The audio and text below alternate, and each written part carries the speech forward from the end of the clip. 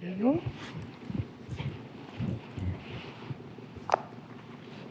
Hi, good morning, everyone. And let me know if you can hear me clearly, but not too loudly, I hope. So I don't need to introduce myself, which is great. So just before I dive in, just a brief disclaimer. Today I'm going to share lots of stories of my own family, of patients that I have been privileged to work with. And of course, I've changed patient names, identities, situations to protect their privacy and confidentiality, but all the stories are real. And also, because I don't know the personal circumstances of yourselves or your clients, just please treat all of the content today as being for general informational purposes only, and it doesn't constitute, professional personal advice. So that being said, in terms of what you can expect from me today, really, I want to introduce 3 big ideas that have radically changed the way that I view older people, working with older people and their families, and really ultimately the way that I view life.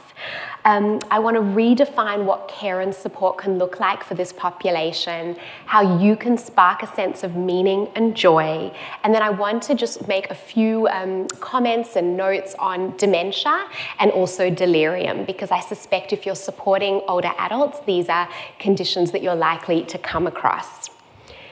Before I do any of that, I want to start by telling you a story of a patient who has a particularly special place in my heart. His name was Alex, and he was a 90-year-old war veteran who lived alone in his apartment that he had been in for over 60 years. His neighbour noticed that she hadn't seen him for a number of days, and ultimately, when she couldn't make contact with him, called the police for a welfare check. When they went into Alex's apartment, they found him lying on the floor. He was quite confused and disoriented. There was a very strong smell of urine, rotten food in the fridge. The place was a bit squalid, etc. So they took Alex to St. Vincent's Hospital, which is where I met him. And he was diagnosed as having delirium, secondary to a urinary tract infection. We'll talk a bit more about that later in my session. He was also malnourished, and once those more acute conditions were treated and managed, he was found to have an underlying dementia. So the doctors said, look, it doesn't seem safe for him to return home. We strongly advise that he goes to a residential aged care facility. So Alex went to a residential aged care facility, and then he was referred to me because they were concerned that he was becoming depressed.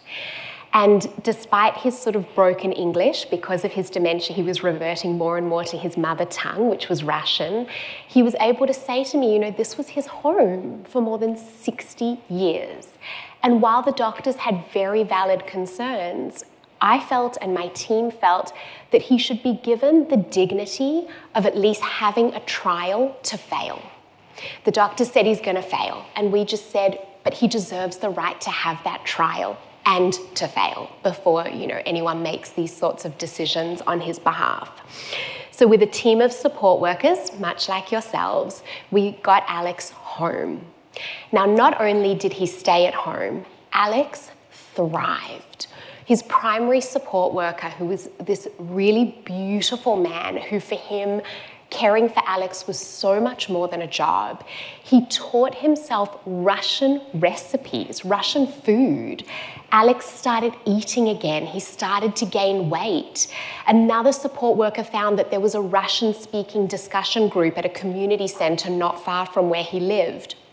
She transported him there, and on a weekly basis he would attend. He didn't remember necessarily the names or the faces of the other people. He couldn't always follow the conversation, but when he was there, he was smiling and laughing. He was connected. He felt a sense of belonging.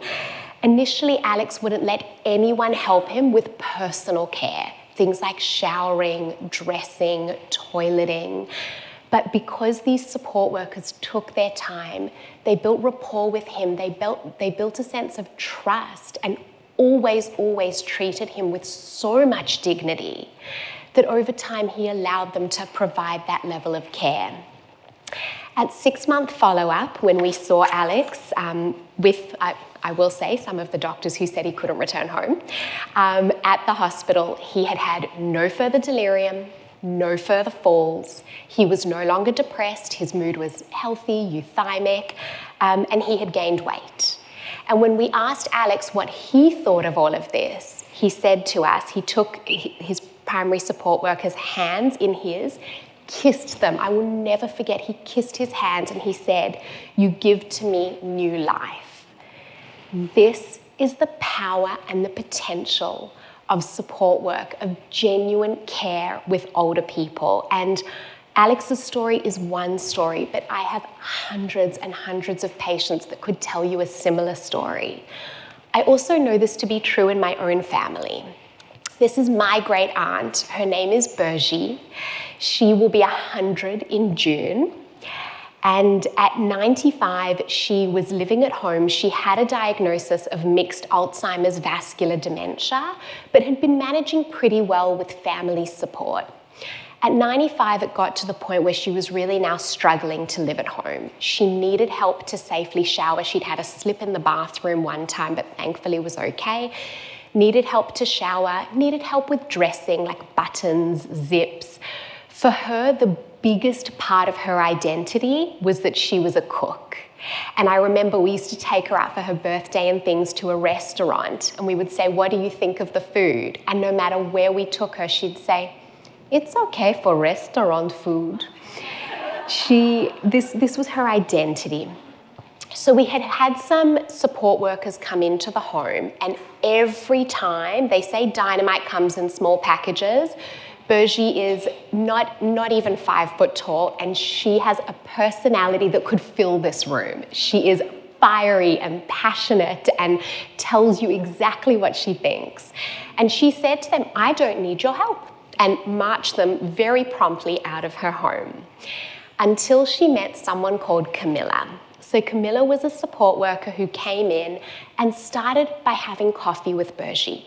She didn't tell her she had to do anything. She didn't try to assist, without Burgie asking. And she would listen to Burgie's life story. And despite the fact that she had heard the same stories time and time again, she always treated it as if it was a first telling, with genuine interest, with like an emotional connection that made Burgie feel seen and heard and that she mattered. And from this, a relationship blossomed. She helped Burgie. She started with the activity that Burgie most valued, which was cooking. And of course, Burgie was the teacher and she was the student whose food was never quite good enough. And she would take her to local farmers markets, take her to the supermarket. She hadn't left her home in months. She was getting out and about again. After 3 years of staying at home with Camilla's support, Burgie reached a stage where she really needed 24/7 care. Her son moved in with her, but after some months, he just found that the level of stress and particularly the nights were just getting unmanageable. And so Burgie had always said, "I never want to be a burden to my son." When it gets too much, she had chosen a residential aged care home that she wanted to move into. She moved in. Camilla handed over all of the intricacies of her care, what she liked, what she didn't like, her routine. She just had such an intimate knowledge of this woman. Burgie, to this day, now lives at this residential aged care home. They let her cook with the caregivers in the kitchen. You often find her singing, dancing, smiling. She goes out for walks. Camilla still visits her. Not as a support worker or a carer, she visits her as a friend. And Burgie can't always remember her name, can't always remember exactly who she is. But when she feels the sense of warmth that Camilla inspires, she has decided that it is her daughter. And she tells people, "This is my daughter." When I asked Alex's primary support worker, "What do you do for Alex? Tell me a bit about the work that you do." He said to me, "I just help with some cooking and showering." If you ask Camilla what she did, she would say, "Oh, I just help Burgie to manage at home." I hear this all the time from support workers and carers. "I just help him to go to doctor's appointments. I just help her to do the laundry. I just accompany her, for coffee." And I want to say this, if there's one message that you take away from my session today, It is that you may be a support worker, but you are never just. You are the spark that can ignite a sense of meaning, of connection, of joy, of belonging, of bringing someone back to themselves in the life of an older person. You genuinely have that power. I have seen it. I know you do. And what I hope to do today is to show you maybe just a handful of strategies as to how you can do that for an older person that you are providing care to. So just in terms of my story, very briefly, so about 15 years ago now, I was finishing up my Masters of Clinical Psychology, and I knew exactly what I wanted to do. I wanted to work with children. But I drew the short straw and was told that I would be spending 6 months working with an older people's mental health service. So after calling my mum and crying, which I feel like is just the rite of passage, I realized that actually I wasn't crying because I had missed out on my child sort of placement preferences. I was crying because I was scared. I was scared of working with older people because I was fundamentally scared that I wouldn't be able to make a meaningful difference. I had internalized all of these stereotypes about aging as somehow, because aging is inevitable, therefore there's nothing that we can do about it. Or that the losses and the changes that come with age also mean the loss of meaning and joy and quality of life. And I just remember thinking, who am I to challenge that? Who am I to change that? Having had the privilege of walking this journey now with more than 1,000 families, there are 3 big ideas that I have come to know as truth in my bones, and I want to share them with you because I think it will really shift the way that maybe you think about working with older people, but maybe also shift the way that you view the older people in your own life, the way that you feel about aging. The first one is this, that the limits to what is possible in later life I have found are often the limits of our own imaginings, not the limits of what is actually possible in reality. The next is that age and dementia do not negate a person's basic human needs for a sense of identity, to be recognized as a unique individual, to wake up in the morning and have a sense of meaning and purpose, to experience joy, well-being, connection, love. These things don't change. What age and dementia do is limit the opportunities for people to independently meet those needs. And that's where you all come in. That was the power that Alex's support worker had. That was the power that Camilla had, was helping Alex and Birgit to meet those needs. I've also come to know this, that providing care that is consistent with an older person's, and really any person's, personal wishes and values is genuinely the greatest gift that you can give to them, and in truth, also a gift to yourself. I have come to know that this work is one of the greatest sources of fulfillment in my own life, and I have certainly received and gotten back so much more than I've ever given. So if we use these ideas to redefine what does care and support look like, we need to ask ourselves, the first step to reimagining what is possible in later life, to sparking a sense of meaning, a sense of joy, is this. It's not what is the matter with you, it's what matters to you. Because when you get a referral, maybe to support an older person at home, you will probably get a long list of what is the matter with them. Diagnoses and maybe, psychosocial challenges.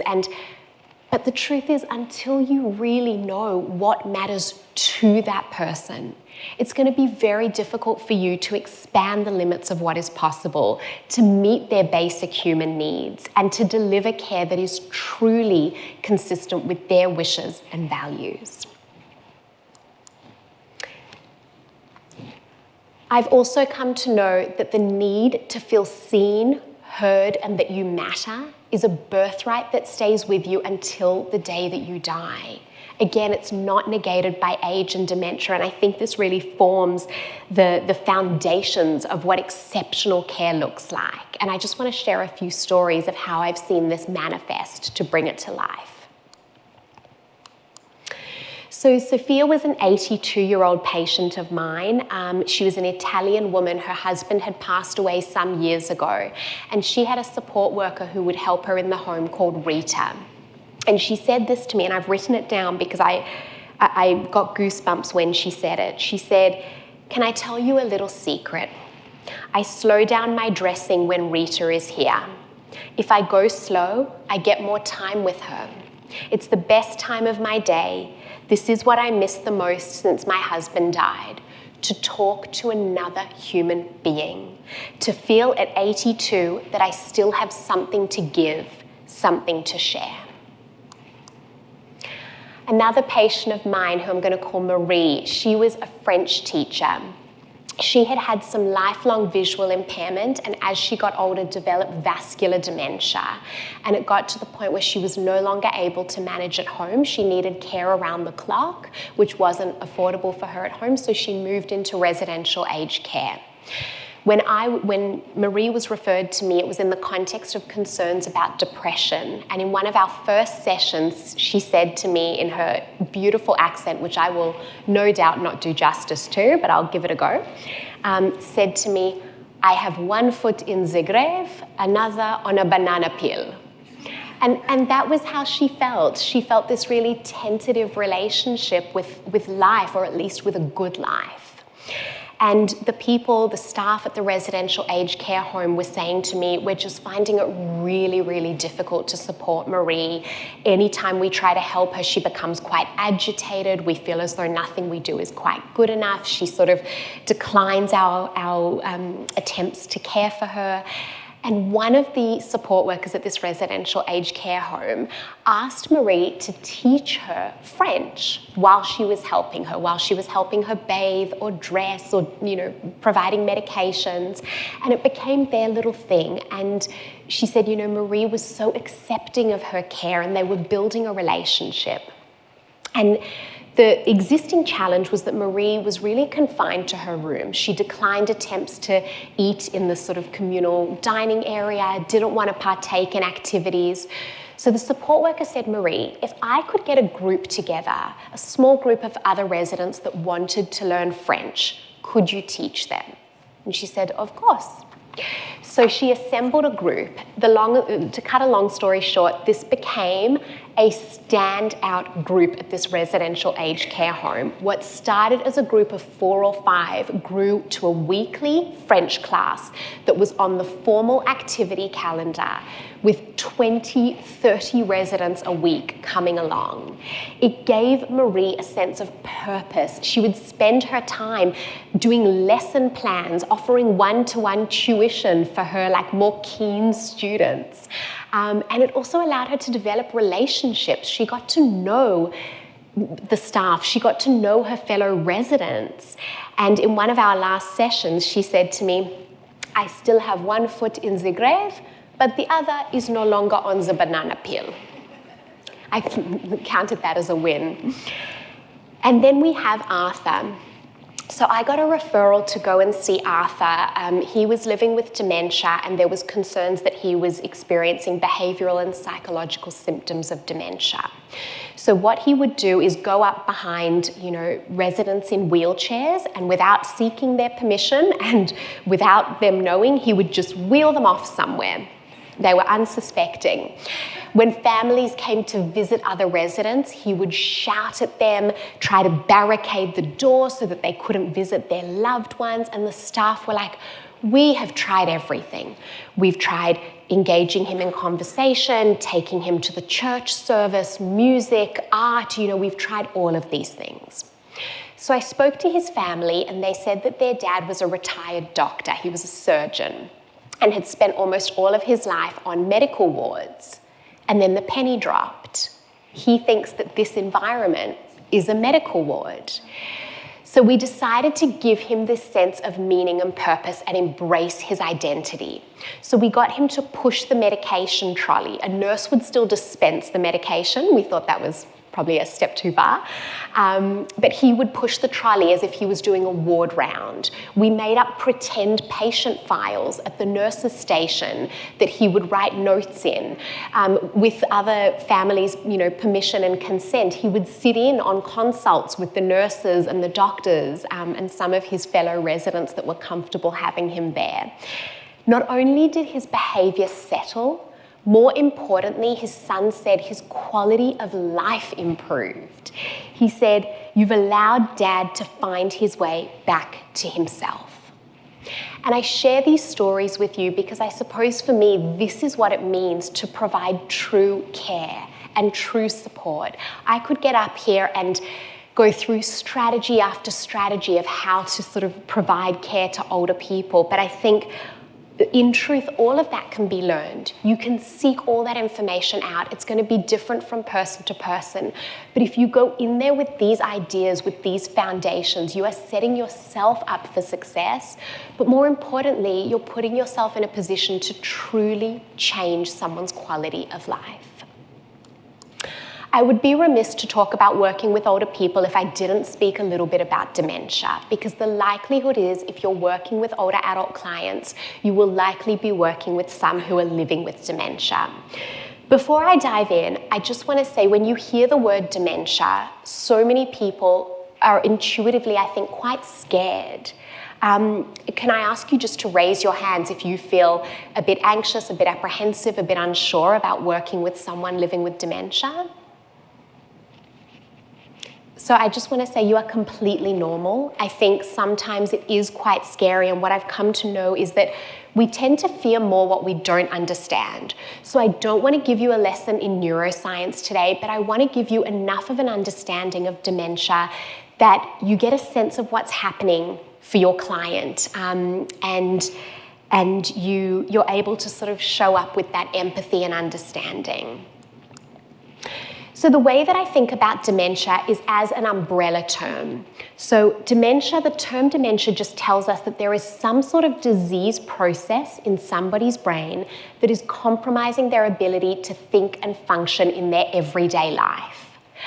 We know that it's progressive. We know that symptoms tend to get worse over time, but we don't know anything more than that. Under the dementia umbrella, there are more than 100 different subtypes of dementia. So if you've ever wondered what is the difference between Alzheimer's disease and dementia, Alzheimer's disease is simply the most common type of dementia. It accounts for almost 70% of diagnosed cases. So I'll leave it there. If you want to learn more about dementia, you're welcome to come and approach me after, but that will just give you a basis. Dementia is something that sits very close to my heart, not only because of the work that I do, but because of my own family. So this is my grandfather, my Zeta, and he was living with mixed Alzheimer's vascular dementia when I was just starting my career. And truth be told, I think everything I do with the families I work with is almost what I wish my own family had known, what I wish we had had access to in hindsight that we didn't know at the time. And I remember when I think of what does excellence in care or support look like in dementia, there's a story that stands out in my mind, and it's when I had gone and spent a long weekend with my Zeta living in his home in Melbourne. And I'd arrived back in Sydney, the plane was on the tarmac at Sydney Airport, I turned my phone on, and there were more than 6 missed calls, all from my Zeta. And I listened to the voice messages, and each one was growing more and more frustrated. "Melissy, I don't hear from you. Melissy, you never see me. Melissy, you say you're coming to visit, but you never visit." And in that moment, of course, I realized that he had no recollection of the fact that I had just lived in his home with him and spent 24/7 with him for days.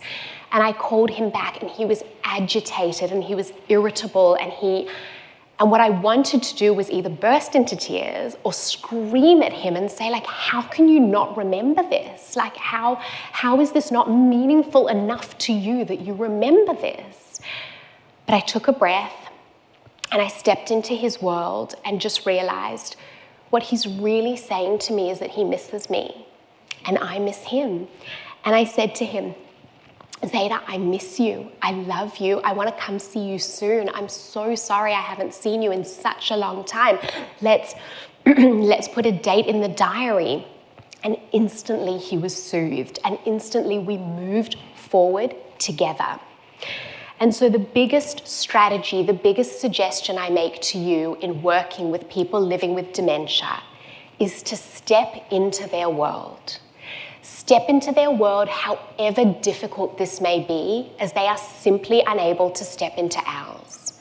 I really believe that the responsibility is upon us, those that have the privilege of healthy, flexible brains, to step into the worlds of our clients, of our older adult clients who are living with dementia. What does that look like? How can you step into their world in practice? The first thing I find helpful is to have a bit of a mantra, to say to yourself in those situations where a client says to you, I don't need your help, or what are you doing here? I need to get ready for work. You shouldn't be here, I'm running late. I need to take the kids to school. Instead of arguing, reasoning, begging, forget all of that. Take a pause, take a breath, and say to yourself, step into their world. If something is true for your client in that moment, it has to be true for you too. Shared reality is a key building block to creating relationships and connection. And that remains true in dementia. As I said, never argue, and try to avoid the word no. I've found that somehow the word no instantly creates some defensiveness, and you're much better off to offer some sort of an explanation or reassurance, or it's just there's something about that word. There are going to be times where you will struggle to live by this principle, just like I struggled to live by it on that tarmac. And in those moments, I suggest that you accept your client's version of events and move forward together. So I want to show you how this could play out in real life. So you go and see one of your clients, you were there yesterday, you're offering the most exceptional care, and they say to you, you were supposed to come yesterday and you didn't turn up. That is not acceptable. Now, your intuition and my intuition in that moment would be like, but I was here and I helped you do this, and it's not going to end with the both of you feeling connected. What I suggest is something like, and it should be in your own words, gosh, okay, I think I can hear that you're feeling really let down by me right now, and I would never want you to feel that way. I really enjoy coming to see you, and I really appreciate the trust that you've put in me. From memory, I think I may have popped in yesterday, but maybe let's check the visitor logbook. And you institute a logbook where every day you can make notes, you can put in pictures, or you just say to them, oh, I'm so sorry, I must have been caught up, but I'm here today. I had one client who said to me, why are you here? I need to get ready for work. Where's my suit? And I just said, oh, okay, what time do you need to go to work? Someone said to me, I think the buses are running really late today, so you're probably running well ahead of time. Do you want to sit down and have a cup of tea and then we can sort everything out? Yeah, that would be great. And then they move on, you engage in conversation. It's just a much more powerful way to step into their world and to remain connected to them. If you want to learn more about dementia, you're welcome to hop onto my website. And if you pop in your email address, I send out like a weekly email just with tips, strategies, everything else that you need to know. Before I wrap up today, I just want to mention something known as delirium. So you will notice that was evident in Alex's story. I had a patient called Franny who I had worked with for many years, and I remember one Monday morning I got into the office and I got a call from her daughter, and she said, Melissa, I don't know what to do. I've come to see Mum. She's been a little bit off kilter the past few days, like she's been forgetting what day it is. She actually forgot to pick my son up from school on Friday. She had a little fall while walking to the shops on Sunday. But I've come here this morning, Mum's still in bed, and Franny was a very early riser. She's still in bed, it smells of urine, and when I went to help her, she said, who are you? Get away from me. And I said, okay, you need to call an ambulance. Franny came into St. Vincent's emergency and she was diagnosed with delirium, secondary to a very severe urinary tract infection that had made its way up into her kidneys. So she was admitted to hospital to have IV antibiotics, and to see this really sunshiny, larger-than-life woman like shrink into herself. Literally, she sat there with her face, you know, like inches from her lap, and was not verbal. And when she was verbal, it was just agitation and shouting, and it was absolutely heartbreaking. Later that week, one morning, I went in to go and see Franny, and I went up to the ward, and she was standing up, which was already such a beautiful surprise, in the hallway. And she looked at me, she says, "Hi, lovey." And I just knew, I was like, okay, she's back. And I said, "Hi, Franny." She grabbed the side of her dressing gown. She was in this pink quilted dressing gown, and started throwing it around as if it was a ball gown, singing "I Could Have Danced All Night" from My Fair Lady. And I was so excited to see her so well. I joined in.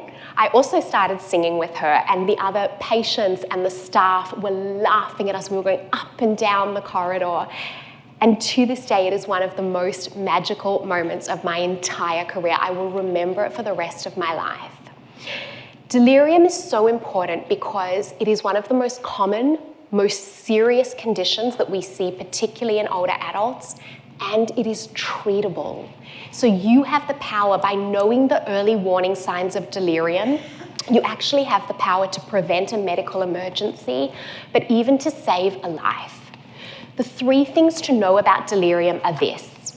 So people say, what's the difference between delirium and dementia? Like in both cases, people can be confused, agitated, disoriented. And I always say, dementia doesn't develop overnight, but delirium can. If you notice a sharp, sudden change in an older adult that you're caring for within 24, 48, maybe 72 hours, it's usually 24 to 48 hours. If they become more confused, agitated, if their level of consciousness drops, if they're really wobbly on their feet all of a sudden, think delirium. Delirium and its causes, typically infection, but it can also be like a medication side effect or interaction. There's something in the body that is sort of off, that's causing the delirium. They're typically treatable causes.